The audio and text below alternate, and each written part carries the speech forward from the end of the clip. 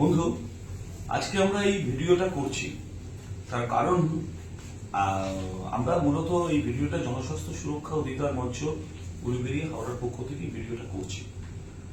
আপনারা জানেন আজকে 36 দিন হলো আরজিকর ঘটনার বিষয়টি 36 দিন অতিক্রান্ত হলো। দুর্নিবার আন্দোলন চলছে গোটা পশ্চিমবঙ্গ, সারা দেশ জুড়ে এবং দেশের বাইরের বিভিন্ন জায়গায় প্রতিবাদ চলছে। এখানে দুটি বিষয় আমরা দেখেছি, আমাদের সামনে এসেছে। এক, আরজিকরের এক মহিলা চিকিৎসক এবং ছাত্রীর অর্থাৎ তিলোত্তমা ধর্ষণ এবং হত্যা, এবং তার সাথে সাথে আস্তে আস্তে সেটি স্বাস্থ্য দপ্তরের যে দুর্নীতি, বিভিন্ন প্রশ্নগুলো আজকে সামনে চলে এসেছে।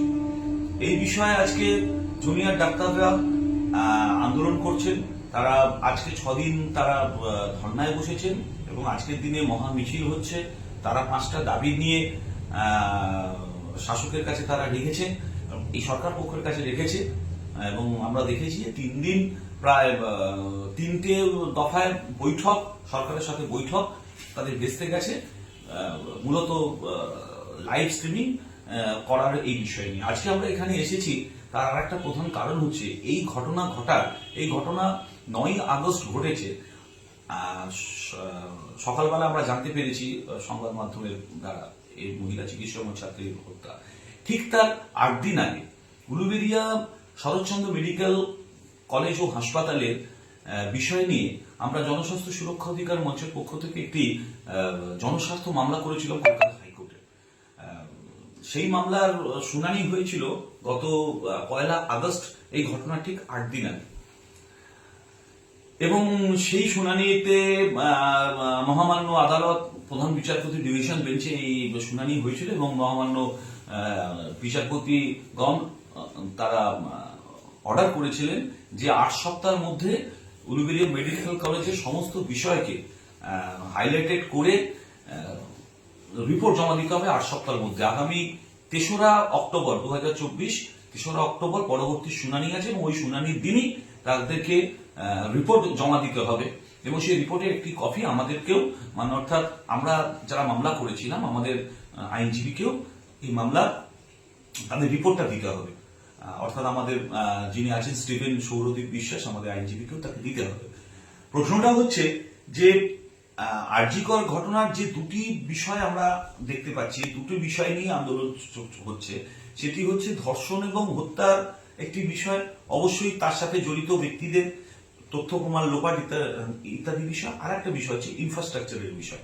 এই যে হাসপাতালে যে ইনফ্রাস্ট্রাকচারের বিষয়গুলো আমরা দেখতে পাচ্ছি যে এত খারাপ অবস্থা, সেখানে এত খারাপ অবস্থা, নিরাপত্তা থেকে শুরু করে পরিষেবা থেকে শুরু করে সমস্ত কিছুর এত বেহাল অবস্থা।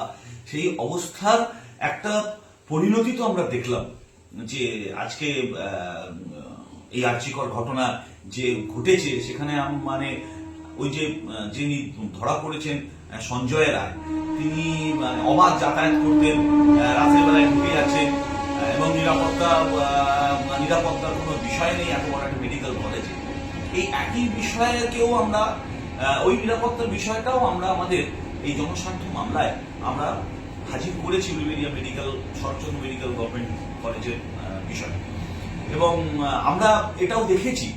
এখন মামলা কি হবে, মামলা কি অর্ডার রায় হবে, ওরা কি রিপোর্ট দেবে সরকার পক্ষ থেকে, যে অর্ডার হয়েছে হাইকোর্ট থেকে, সেটা আমরা জানি না, এখন পর্যন্ত জানি না। রিপোর্ট হাতে পেলে আমরা জানতে পারবো। কিন্তু একটি বিষয় পরিষ্কার, যেখানে ইনফ্রাস্ট্রাকচারের বিষয়টা এখানে জড়িয়ে আছে। এইটা হচ্ছে সব থেকে বড় ব্যাপার আজকে, যে ইনফ্রাস্ট্রাকচার, এই যে পরিকাঠামো। যে সরকারি হাসপাতালে আমরা দেখেছি যে প্রায় 90%-রও বেশি মানুষ, বিশেষ করে দরিদ্র শ্রমজীবী মানুষদের একমাত্র যাওয়ার জায়গাই হচ্ছে সরকারি হাসপাতাল। তাছাড়া তাদের আর যাওয়ার জায়গা নেই। বেসরকারি হাসপাতালে যে অর্থ লাগে তাতে তারা দিতে পারে না এবং তাদের মূল যাওয়ার জায়গাটাই হচ্ছে আজকে সরকারি হাসপাতাল। কিন্তু সেই সরকারি হাসপাতালে এসে তারা অধিকাংশ ক্ষেত্রেই আমরা দেখেছি যে তারা খালি হাতে ফিরে যায়। তাহলে না নেই পরিষেবা, পর্যাপ্ত ডাক্তার নেই, পর্যাপ্ত নার্স নেই, পর্যাপ্ত বেড নেই, এখানে সেখানে মানুষ পড়ে আছে। এই বিষয়গুলোকে আমরা দেখেছি।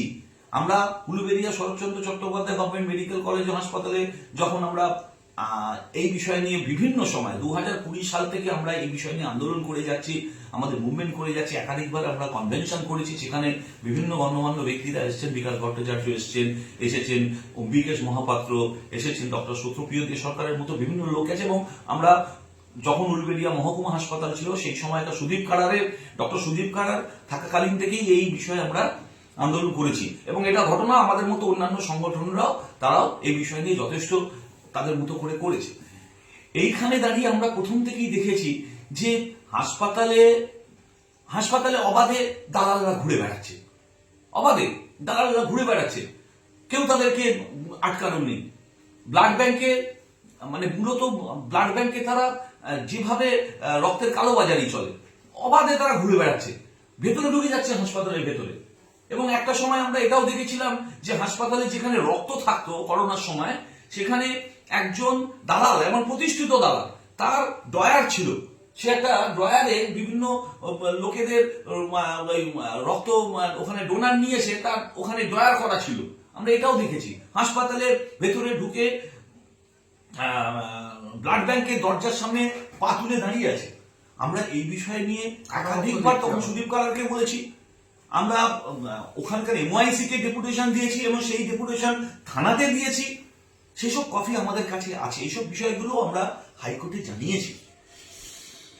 আজকে তারপরে আমরা এতদিন ধরে হচ্ছে যে একটা উলুবেড়িয়া মেডিকেল কলেজ যে আজকে একটা থ্যালাসেমিয়াদের ইউনিট, সারা ডিস্ট্রিক্টে প্রায় 650 ওপরে থ্যালাসেমিয়া রুগী আছে। উলুবেড়িয়াতে দুটো কম্পোনেন্ট সেপারেশনের ব্লাড ব্যাংক আছে, অথচ এত বড় একটা হাসপাতালে ব্লাড ব্যাংক এর কম্পোনেন্ট সেপারেশন নেই, PICU paediatric intensive care unit নেই, আজকে পর্যাপ্ত ডাক্তার নেই, হেমাটোলজি ডাক্তার নেই। একটা সুপার স্পেশালিটি হসপিটালে যেখানে নিউরোলজিস্ট এবং কার্ডিওলজিস্ট যেখানে বাধ্যতামূলক নেই। আমরা এই বিষয় নিয়ে বারবার জানিয়েছি, যদিও হাইকোর্ট এর মধ্যে অর্ডার দিয়েছে যে হ্যাঁ অ্যাম্বুলেন্স নেই, অ্যাম্বুলেন্স এবং কি ব্লাড কম্পোনেন্ট সেপারেশন, রক্তের উপাদান বিভাজনকারী যে সিস্টেম, সেই সিস্টেম চালু করতে হবে, এটা হাইকোর্টও বলছেন, কিন্তু এগুলো নেই, দীর্ঘদিন নেই। আমরা বাধ্য হয়ে হাইকোর্টের কড়া নেড়েছি, আমরা দীর্ঘদিন ধরে জানিয়েছি। এখান থেকে একটা সময় আমরা দেখেছিলাম উলুবেড়িয়া হাসপাতাল থেকে বিভিন্ন মেশিন পড়ে নষ্ট হচ্ছে, সেটা ওখান থেকে বেরিয়ে গেছে, আমরা সেই সব নিয়েও চিঠি করেছি। শেখ শাহাবুল আলীর ছেলে শেখ হাসানুর, একটা 3-3.5 বছরের বাচ্চা, ভুল গ্রুপ লেখার জন্য বাচ্চাটি মারা যায়। শেখ হাসানুর থ্যালাসেমিয়া আক্রান্ত রোগী, তার রিকুইজিশনে ভুল গ্রুপ দিয়ে দিল, সে রক্ত না পেয়ে মারা গেল। এই নিয়ে মামলাও হয়েছে। তার পিতা অর্থাৎ শাহাবুল, যিনি আমার জনস্বাস্থ্য সুরক্ষা অধিকার মঞ্চের কার্যনির্বাহী কমিটির সদস্য, তিনিও মামলা করেছেন। এর আগে আমরা মনিরুল বলে একটি ছেলেকে দেখেছি, থ্যালাসেমিয়া, সেও মারা গেছে। হাসপাতালে তার মা বলছে, বারবার হাসপাতালে বলছে, কিন্তু কোনো পরিকাঠামো নেই। ডাক্তাররা তাদের মতো করে তারা চেষ্টা করেন, কিন্তু পরিকাঠামো না থাকার জন্য একজন চিকিৎসকই বা করবেন কি? আমাদের চিকিৎসকদের সাথে আমাদের কথা হয়েছে, তারা আমাদের বলেছেন যে পরিকাঠামো নেই তো আমরা করবোটা কি? পরিকাঠামো দিতে হবে তো। কোন রকম কি বলবো, বলে না সেই নুন আনতে পান্তা ফুরোয়, এটা নিয়ে আসে তো ওটা নেই, ওটা নিয়ে আসে তো এটা নেই, কোন রকমের ঠেকান দিয়ে রাখা হয়েছে। আমরা সাম্প্রতিক সময় একটা চিকিৎসকদেরও সেই অর্থে কিছু করার নেই, নুন আনতে পান্তা ফুরোয় অবস্থা। হাসপাতালের বাথরুমের সামনে মানুষদের ফেলে রেখে দিয়েছে, পা ভাঙা অবস্থায় পড়ে আছে। আমরা জানানোর পরে বলেছে যে এসব পুলিশের রেখে দিয়ে যায়। এখন সবকিছুই জানি না আগামী দিনে হাইকোর্ট কি, এগুলো আমরা দেখেছি আর কি, এরকম ধরনের পরিস্থিতি আছে। আমরা বারবার আলাপ করেছি, আলোচনা করেছি। রাজনৈতিক প্রভাব,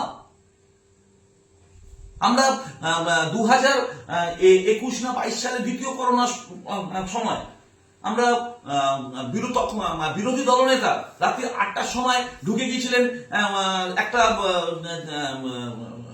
মহিলাদের ওয়ার্ডে রাত্রি 8টার সময় লোকজন নিয়ে এসে, সেই সময় সুপার ছিলেন, আমরা আরটিআই করেছিলাম, সেই আরটিআই উত্তর আমাদের দিয়েছিল, সেই বেসিসে আমরা থানাতেও জানিয়েছিলাম, থানা এফআইআর নেয়নি, এবং পরবর্তীকালে সেটা নিয়ে আমরা হাইকোর্টে মামলাও করি।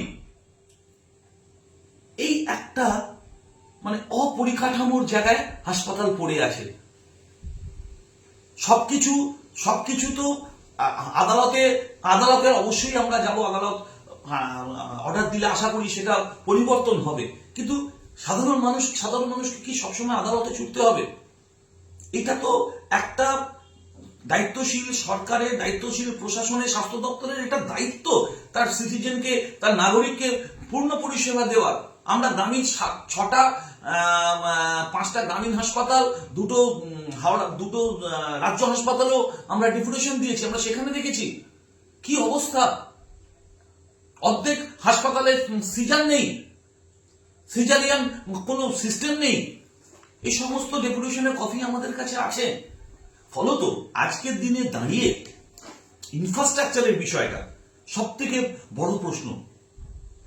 আজকে একটা প্রশ্ন তোলা হচ্ছে যে এই জুনিয়র ডাক্তারদের আন্দোলনের জন্য এতগুলো মানুষ মারা গেছে, মৃত্যু অবশ্যই দুঃখজনক, এবং সেটা প্রকৃত তদন্ত হয়ে সেটাও আমরা চাই, কিন্তু স্বাস্থ্য দপ্তরের পরিকাঠামো পরিষেবা পর্যাপ্ত না থাকার জন্য কত মানুষ মারা গেছে সেই হিসেবটাও তো আসুক, সেই হিসেবেও তদন্ত হওয়া উচিত। আজকে সরকার ক্ষতিপূরণ ঘোষণা করছে, কিন্তু এর আগে স্বাস্থ্য দপ্তরের পরিকাঠামো পরিষেবা অভাবের জন্য যারা মারা গেছে তাদের জন্য কি হলো? আমরা বলেছি, এবং ওই হাসানুরের বাবাও বলেছেন যে তার ছেলের মৃত্যুর জন্য ক্ষতিপূরণ, সেই ক্ষতিপূরণ তো সে পায়নি। তাহলে আজকের এই পরিষেবা পরিকাঠামো যদি পাল্টানো না যায় তাহলে কোনো কিছুই আগামী দিনে আসবে না। আজকে মানুষকে আনাতে হবে রাস্তায়। স্বাস্থ্য মৌলিক অধিকার, স্বাস্থ্য আমাদের অধিকারের প্রশ্নে পড়ে। জীবন জীবিকা, খাদ্য, বস্ত্র, বাসস্থান, শিক্ষা, স্বাস্থ্য এগুলো মানুষের প্রাইমারি নিডস। একটি নাগরিকের, করদাতা যে কোনো নাগরিকের এই অধিকার পাওয়ার সম্পূর্ণ সাংবিধানিক অধিকার থাকা উচিত তার, কিন্তু সেগুলো নেই। এই বিষয়ে আমাদের হাইকোর্টে মামলা চলছে, এবং আমরা চাই দ্রুত এই পরিষেবা পরিকাঠামো জনগণের জন্য পরিষেবা পরিকাঠামোর উন্নতি হোক, যাতে প্রত্যেকটি জনগণ পশ্চিমবঙ্গের প্রত্যেকটি হাসপাতাল থেকে তারা পর্যাপ্ত পরিষেবা পায়, চিকিৎসকেরা, নার্সেরা, স্টাফেরা তারা পর্যাপ্ত নিরাপত্তা পায়, যাতে তারা খোলা মনে ভালোভাবে তারা মানুষকে পরিষেবা দিতে পারে। মানুষও গিয়ে যেন সেখানে নিরাপত্তা পায়, তারা পরিবেশ ভালো পায়, পরিষেবা ভালো পায়। প্রত্যেকটি হাসপাতাল থেকে এই দুর্নীতি, সিন্ডিকেট, রাজনীতির প্রভাব এগুলোকে হাঁটাতে হবে। রাজনীতি করার জায়গা হাসপাতাল নয়, সিন্ডিকেট করার জায়গা হাসপাতাল না। হাসপাতাল মানুষের জ্বালা যন্ত্রণার জায়গা, জীবন মরণের জায়গা। এই জীবন মরণের জায়গা আমাদের বাঁচাতে হবে। সেই বাঁচানোর তাগিদ নিয়েই আমরা জনস্বাস্থ্য সুরক্ষা অধিকার মঞ্চের পক্ষ থেকে 2020 সাল থেকে আমাদের উলুবেড়িয়ার এই অঞ্চলে আমরা আমাদের সাধ্যমতো আমরা চেষ্টা করে যাচ্ছি। সেই জন্যই আমরা হাইকোর্টে গেছি, হাইকোর্টে কথা নেড়েছি। প্রধান বিচারপতি ডিভিশন বেঞ্চ প্রথম দিনই একটা রিপোর্টের জন্য অর্ডার দিয়েছেন, আমরা অপেক্ষা করে বসে আছি। কিন্তু তার থেকেও আমরা বেশি চাই ইমিডিয়েট জনগণের জন্য, মুমূর্ষু রোগীদের স্বার্থে হাসপাতাল উন্নতি হোক, ওখানে পিআইসিইউ চালু হোক, হাসপাতালে কম্পোনেন্ট সেপারেশন চালু হোক, উলুবেড়িয়ায় অ্যাম্বুলেন্স চালু হোক, পর্যাপ্ত চিকিৎসক, নার্স, স্বাস্থ্যকর্মী নিয়োগ হোক। আমরা নিয়োগ নিয়েও সেখানে গেছি, আমরা জানিয়েছিলাম এখানে কি কি নিয়োগ হচ্ছে আমাদের জানান, কিন্তু সে সবই আমাদের কিছু জানানো হয়নি। পরবর্তীকালে সেটা নিয়েও আমাদের ভাবতে হবে। তো আমরা এইটুকু চাই, জনগণের আন্দোলনকে আমরা সংগ্রামী অভিনন্দন জানাচ্ছি। আজকে যে জুনিয়র ডাক্তাররা যে আন্দোলন করছে তাদের উপরে ভরসা আছে, এমন কোন সিদ্ধান্ত তারা নেবেন না যাতে করে অবশ্যই জনগণের এই সামগ্রিক আন্দোলনের উপর নেতিবাচক প্রভাব পড়ে, এটা আমরা আগেও বলেছি। এবং আপামর মানুষের আন্দোলনকে আমরা সংগ্রামী অভিনন্দন জানাই, এবং এই আন্দোলন আশা করি সেই লক্ষ্যেই পৌঁছবে যেখান থেকে তিলোত্তমার ধর্ষণ এবং হত্যার সঙ্গে জড়িত প্রত্যেকটি ব্যক্তি তার উপযুক্ত শাস্তি পাবে এবং স্বাস্থ্য পরিকাঠামো বদলে স্বাস্থ্য দপ্তরের যে ঘুঘুর বাসা ভেঙে একটা উন্নত পরিষেবা গড়ে তুলবে, দুর্নীতিহীন দুর্নীতি মুক্ত একটা দপ্তর গড়ে উঠবে, যেখানে প্রত্যেকটি পশ্চিমবঙ্গের প্রত্যেকটি নাগরিক, এবং এটা সারা দেশেই হোক, প্রত্যেকটি নাগরিক তারা নিশ্চিন্ত নিরাপত্তা পাবে। এটাও বলার অপেক্ষা রাখে না যেটা অন্যান্য রাষ্ট্রেও হচ্ছে। আমরা উত্তরপ্রদেশেও দেখেছি বহু শিশু তারা মারা গেছে হাসপাতালে অক্সিজেনের অভাবে। এটা শুধু আমাদের রাজ্যে নয়, আমাদের দেশের বাইরেও হচ্ছে। আমরা চাই সমস্ত দুর্নীতি মুক্ত হয়ে জনগণের জন্য হাসপাতাল স্বাস্থ্য ক্ষেত্র গড়ে উঠুক। এইটুকু বললাম। সংগ্রামী অভিনন্দন সবাইকে জনস্বাস্থ্য সুরক্ষা অধিকার মঞ্চের পক্ষ থেকে। নমস্কার।